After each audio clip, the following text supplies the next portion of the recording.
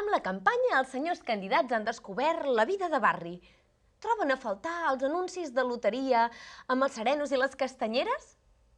O potser enyoren els seus amics d'infància, com ara en Coco, l'Epi, en Blas o el monstre de les galetes? Sigui com sigui, l'altre dia el senyor Sarcosito Fernández deia que volia ser metge de barri, per atendre immigrants de barri, suposo, que així deuen ser més fàcils d'expulsar amb la seva política de Madura.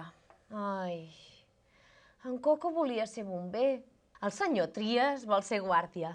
De barri, és clar. Gorra calada, manilles daurades, pistola en mà. Serà el proper objectiu el talibán de Sant Gervasi, abans conegut com senyor Mas?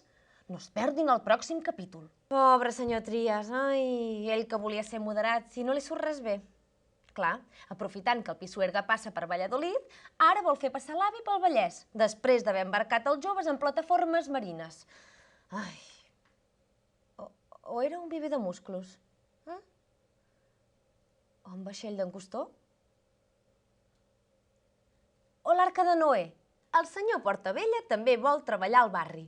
Però no d'autobusero, que avui quasi l'estova una iaia quan hi ha volgut pujar envoltat de càmeres. Ell, de jardiner del barri, per lluir pel mito.